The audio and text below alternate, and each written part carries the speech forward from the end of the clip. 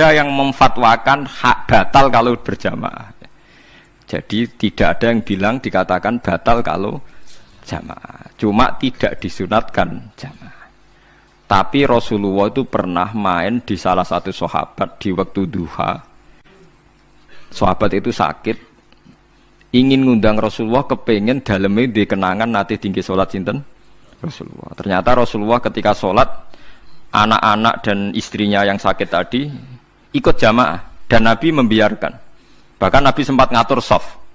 Padahal itu satu bentuk sholat yang kategorinya enggak disunatkan apa? Jamaah. Itu makanya Imam Nawawi bilang sholat-sholat yang enggak disunatkan jamaah itu masih boleh jamaah. Seperti witir, duha. Nggih, tapi aja terus jadi gerakan tahajud bersama. Nah niku kula ora cocok nih. Wong ora kepen tahajud kok dijak napa? Tahajud. Kula nggih nate dipamiti Gus nek ana tahajud bersama. Cangkem ora usah. Wong sing ngeloni bojone yo lagi ibadah, bocah ibadah sing ora enak ngono lho. Mergo jare Nabi wis jelas wa fi buti ahadikum sedekah. Tadi kowe iku malah lucu. Wis ibadah kok bocah apa? Ibadah. Jadi sing ngeloni, lho ngeloni ra kudu ngeloni bojo, ngeloni anak iku ya napa? Ibadah. Takokno ruhen. Nak ngeloni bojo gak di masa depan ngeloni apa? Anak. Ngeloni anak nggih napa? Ibadah. Ning omah jaga anak bojo timbang dhewean nggih napa? Ibadah. Mulane kula nu rapati cocok nek ana tahajud bersama. Oleh tapi aja dadi gerakan. Nek sing pun nglampahi nggih monggo. Sing umate seneng nggih monggo, itu tetap baik. Tapi baiknya bergantung sejauh mana ini tidak dimasalkan. Sekali dimasalkan tetap tidak napa baik. Karena nanti punya akibat yang sedang baik diajak baik yang lain, dari baik nikmat menjadi baik gremeng itulah itu perkara kan. Hanya orang kan sepakat kan nak ngumpuli bojo ibadah, kabeh ulama sepakat kan. Dan itu penggemarnya banyak. Terus dijak ibadah yang penggemarnya sedikit. Dasar imamnya ra cocok. Lah itu kan resiko agama dikomentari kan tinggi. Makanya tidak usah dimasalkan. Sing kelon ya keben, sing turu ya napa? Keben karena turu ya ibadah kan. Turu niku mari ra maksiat. Wong zina mergo ora turu. Wong maling mergo ora turu. Wong ngrasani wong mergo ora turu. Mulane kula nate cerita teng ngaji niki ana ulama wali. Saking seneng ibadah nganti janggal. Ana gak wali sing makome kaya aku. Dituduhno wali sing saurip-uripe turu kecuali salat fardu. Yaiku wali sing setingkat kuwe. Mboten trimo Gusti tapi niku kok turah turu ya takokno sesuk. Kena apa kok turah? Turu. Jebule tak takoki kena apa jenengan turah turu? Ya wong turu ora iso maksiat. Tapi nak kowe poso tahajud jenenge wong melek tepatine nduk ndi-ndi tetep paling selamat iku kok turu. Akhirnya ngakoni dene. Jebule alim kuwe lah ya dadi turu iku iso dadi wali. Ke wong turu ora ngarah zina, ora ngarah maling, ora ngarah ngrasani wong. Dadi mulane akeh wali sing berangkat saka napa turu. Mulane Ashabul Kahfi iku wali sing kramate iku turu suwi. Mergo turu iku nak tepak. Niku iso dadi napa? Wali. Mulane kenapa kramate Ashabul Kahfi napa? Turu. Tapi aja tiru. Lha iki cerita ilmu, cerita ilmu ora kudu setujoni niki ilmu. Difaham ya dados. Kula piyambak pribadi belum pernah tahajud jamaah sama istri saya. Kula piyambak nggih jarang tahajud. Tapi memang saya beritahu kalau sholat-sholat yang kesunatannya itu tidak jamaah, sebaiknya jangan dipaksakan jamaah. Karena kadang fadilahnya disirron. Kalau baleni malih, seperti sedekah. Kalau zakat wajib itu sebaiknya diumumkan supaya orang tahu bahwa dia sudah melakukan kewajiban. Tapi kalau zakat tidak wajib sebaiknya sirron, sebaiknya rahasia. Begitu juga sholat jamaah itu kenapa baik di sholat fardu? Karena kalau yang tidak jamaah kan dikira dia tidak sholat. Makanya kesunatannya sholat fardu napa jamaah. Tapi selalu potensi riya, sum'ah, pamer itu ada. Sehingga ada sholat-sholat yang dari awal didesain supaya tidak kelihatan orang. Yaitu sholat nggak usah berjamaah. Plus baik di rumah. Semua ulama ijma sholat sunat itu baik di rumah apa di masjid? Di rumah. Di rumah, di dalam kamar sama di kamar tamu, ruang tamu baik di dalam kamar. Bahkan Nabi nyebut sholat fiko ibaitiha di kamar paling dalam. Nah, bagaimana mungkin sholat yang sudah didesain sirron begini, misalnya kayak tahajud, disunatno bengi-bengi ben ra wong roh, disunatno ning jero kamar ben wong ra roh. Jebule jamaah kan jadi aneh kan. Tapi kan tentang ya goblok barang apa kok mbok tentang. Ya tapi kowe tenanan ya goblok kok ora sunah Nabi ki, paham. Mulane aku ora takok itu yang jenengan takok kok ngubang-ubang. Lah makane aku wong alim dadi bingung. Bingunge iku mergo akeh ilmune ora kok koyo bingungem. Tapi sing jelas peminat ibadah kelon itu lebih banyak. Ini mau sing mesti niku. Karena Anda harus sepakat kan kelon niku napa? Ibadah. Kita sepakat kan. Dan itu peminatnya banyak. Itu sekali ada pengganggu pasti dikomentari tidak baik. Padahal pengganggu nih ngajak tahajud. Itu akhirnya kan tahajud jadi korban dikomentari gara-gara penggang. Nah itu yang saya tidak senang. Dieling-eling. Yang keempat ini makom saya tapi jangan sampai tiru. Ada torikoh namanya Mulamatiyah yang pernah disebut di mana ya Mulamatiyah. Orang yang mau coba Malamatiyah. Ada ulama itu seumur-umurnya itu tidak pernah sholat qobliyah ba'diyah. Tapi jangan tiru, kalau ngomong saya ulang-ulang jangan tiru. Nah, kalau sering tiru, buat nanti sholat qobliyah ba'diyah. Termasuk yang menentang itu Abdul Hasan Asyadili. Dulu ketika beliau belum wali papan atas.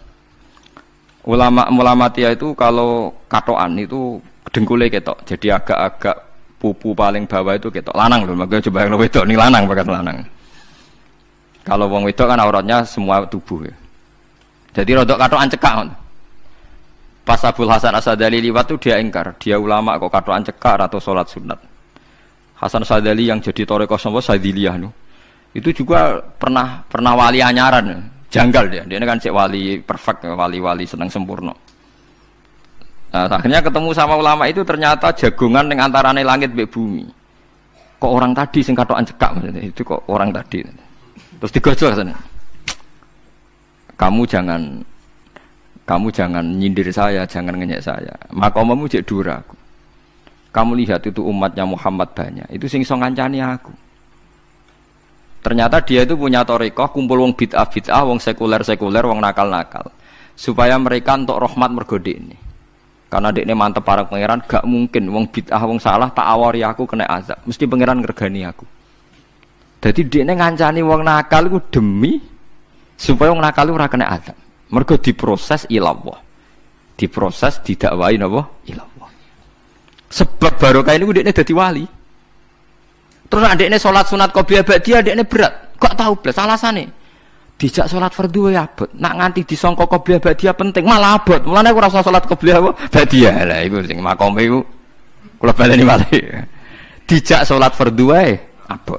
Nak nganti aku qobliyah zuhur 4 rakaat, ba'diyah zuhur 4 rakaat. Utawa 2 rakaat, 2 rakaat. Tapi paling afdal kan 4 khusus zuhur lho nggih. Kaya apa? Dadi dekne nunjukno nak Islam iku mau sholat fardhu faqat. Ora luweh, ora kurang. Lha iku dadi wali Mulamatiyah sing digo tawasul teng Manaqib Syekh Abdul Qadir apa? Jilani ya Mulamatiyah. Iku wali-wali anti salat qobliyah, anti salat ba'diyah. Lane kula niku nganti sakniki nggih jarang teng kampung kula niku terkenal Gus Bak iku wong alim ora tau salat sunat. Ya anggere wong narukan salat sunat kabeh aku malah ora, tapi nek ora kabeh aku tak salat ta. Pokoke sementing ku ya sementing beto. Sementing beto. Ya alasannya masuk akal. Alasannya masuk akal. Maka itu Abdul Hasan Asyadili pernah juga diingatkan wali-wali yang lebih senior. Begitu juga Abu Yazid Al-Bustami. Beliau juga pernah dipermalukan wali-wali agak preman. Tapi itu cerita wali, sama harus percaya karena ini cerita ilmu hal. Abu Yazid itu seorang wali besar, makanya kan masyhur banyak santri namanya Bustami itu dulu tafal sama Abu Yazid sinten Al-Bustami. Itu dia wali Menara Gading, dia yang ngajar di pondok awalnya begitu ngajar, pokoknya jadi wong saleh. Niki cerita, sing cerita kula nggih kiai-kiai. Cuma nak cerita niki kula ora roh referensine, tapi kula nate diceritani. Nak sing tadi saya tahu kitabnya.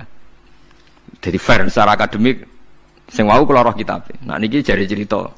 Tapi kula percaya karena saya tahu padanannya, tidak sepersis itu tapi tahu padanannya. Dia itu mimpi, ya Allah saya ini nanti di surga bersama siapa. Saking yakinnya dia soleh, jadi mantep papan atas, gak pantes ono sing baturi dekne napa ning swarga. Mbek pangeran dijawab, wis ngono mbek Ruhin kaya. Ternyata si Ruhin ini yang ditunjuk di mimpinya itu orang yang kumpul wong mabuk-mabuk di warung mabuk, warung mabuk, warung flare, warung. Terus dia ke situ tanya Ruhin yang lain nggak ada ya keriting ndak itu ya semuanya orangnya itu tok itu ngelek keriting ndak semuanya itu tok. Tanya-tanya nggak ada yang lain terus. Mosok wali kancaku kok awor wong-wong napa mabuk. Dia akhirnya balik kanan. Wah, nak ngono ngipiku kok setan. Terus diceluk mbek wali tadi. Ya Aba Yazid, ya betul, memang teman kamu di surga itu saya ya. Padahal tidak ngomong apa ya, memang dikon. Ya betul, memang teman kamu di surga itu saya aja. Wah, ya wali tenar maksudnya.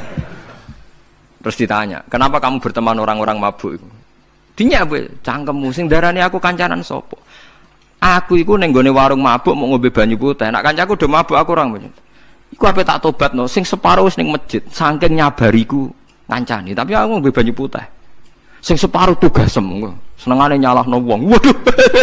Wali biasa kumpul santri kon nobatno preman. Mergo mangkel dene disalahno Abu Yazid, sing separuh tugasem. Mergo sing separuh tak tobatno, saiki ning masjid serane warung ya. Abu Yazid ya rada meriang tapi wong piye ditantang ngono, ndekne wali tenan.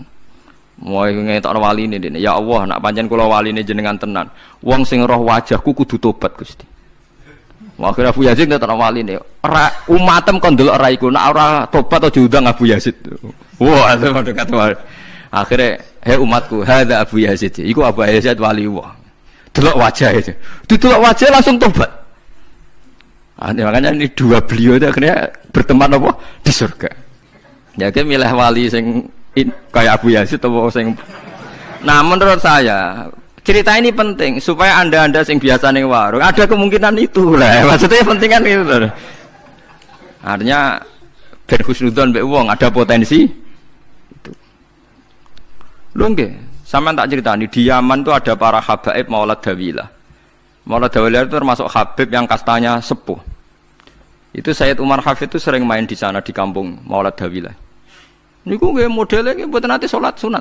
Yang maghrib, badhe maghrib jagungan sekedap kinten-kinten di 10 menit terus salat isya. Kinten-kinten cara mriki nggih 6:04. Ya Sayyid Umar nggih mau gedhe-gedhe tok tapi Habib sendiri itu. Mboten ngenteni waktu isya. Anggere takoki jenengan Habib ndak bedui pokoke kita bedui. Saking khawatirnya Islam dianggap berat. Mergo Imam Syafi'i ning mazhab kaul jadid, malah mboten kaul qadim kaul apa? Jadid. Nak darani wektu maghrib kira-kira wong salat 5 rakaat. Nggih, terus pokoke wong wudu nutupi aurat salat 5 rakaat. Niku nate kula hitung kira-kira mau 20 menit. Dadi nak sampean salat Isya 6:30 wis mesti napa? Sah. Cara mazhab Imam Syafi'i. Nah, cuma mazhab ini enggak populer di ashabnya, ditentang nggih oleh ashabnya. Yang populer enteke mega napa abang. Tapi sebenarnya mazhab Syafi'i yang jadid itu. Mulane kula nang jamak takdim angger kira-kira wis 6:30 kita jamak nak pas lunga. Nggih sering jamak kalau tiang-tiang, tapi niki dereng isya. Ya pokoke cara aku wis ngisa, cara aku ora kudu mbok. Pokoke cara aku wis isya. Ya sebab kaul jadid malah. Makanya dulu ada seorang ulama berdebat. Sing sitok setuju waktu maghrib niku ngenteni enteke mega napa abang. Ana sing debatnya masuk akal ngeten. Niki sama-sama ulama bapak mbek anak.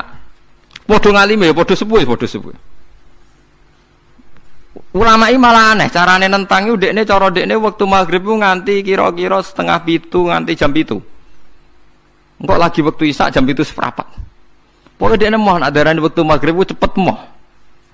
Jadi alasannya masuk akal.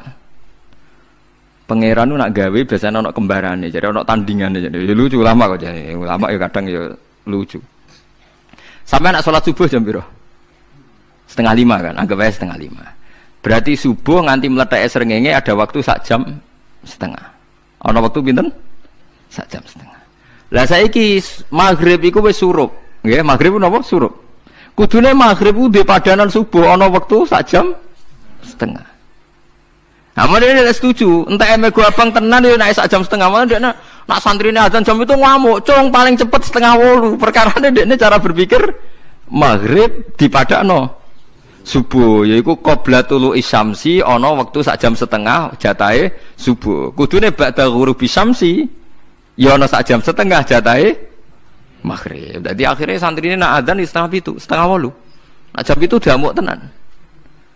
Nak maulid dawilah wali 6:15 wis ngisa. Perkarane. Lah iku ulama. Ya semulane ya semacam-macam ulama iku macam-macam. Ya sik anut sing umum, sing penting ora ruwet. Ya tapi wau as-shalat khairun maudhu'un, asal salat itu mesti napa apik. Ya asal salat itu mesti napa apik. Soal kaifiyah macam-macam. Nah, sing terakhir, sing masalah kaifiyah yang enggak diterima. Apakah boleh witir hanya 1 rakaat? Jawab Imam Syafi'i, na'am, boleh witir hanya 1 rakaat. Kados kula piyambak barisa seringnya witir namung 1 rakaat. Ya ora ana ndase, ora ana gurine, 1 rakaat fakot. Iku witir sejati, paham? Witir napa sejati. Wah, mergo ora nganggo 3 rakaat yang 2 kan masalah kan? Ana nyicil napa? Nyicil napa? Witir. Jadi kalau tak akali, Gus kenapa nak witir sitok? Lah aku nganggo witir model piye wae ketoke ora sejati gak. Witir napa sitok? Lha iku Sayyidina Utsman sak urip-uripe sahabat terkenal. Niku mboten nate witir luwih kok sitok, iki sak rakaat tok. Tapi aja takok sing diwaca Quran khatam. Lah iku perkara. Dadi sak rakaat tapi diwaca Quran apa? Khatam. Dadi autara bi rakaatin khatama fihal Quran. Dadi sak rakaat tapi khatam Quran. Iku sinten Sayyidina sinten Utsman. Alasan Imam Syafi'i Nabi tau witir nganggo 3 rakaat. Cara Imam Syafi'i ku gak mungkin sing witir tetep sing guri sitok. Mergo sing loro tetep salatun mustaqillatun, salat sing sendiri. Mulane mulai sakniki sampean nak mulai sallu sunatan minal witri rakaataini jami'ah wis pokoke salatu jami'ah ya la haula wala quwata illa billah. Lah kok nak imame sholli sunatan minal witri rakaataini wis muni sak muni-muni mumam wis pokoke aku saiki salat. Karena aneh, secara fikih aneh, bagaimana mungkin sholat yang sudah disalami ya punya status kan? Sholat saya gantung sholat setelahnya. Lalu gunanya salam menutup itu apa? Masa assalamualaikum sementara Gusti ini masih ada. Wis disalami umpama kowe ngentut ya salate sah, umpama aurate kebuka ya sah, mergo wis bar. Paham ya? Jadi sholat itu ora iso. Jadi mulane jadi kontroversi. Tapi ya apik bantah-bantahan sholat ya apik, bantah-bantahan barang apik. Jadi bangke bantah-bantahan iki ayundi malah perkara kan. Malah mari fitnah. Ya ada bantah-bantahan perkara napa?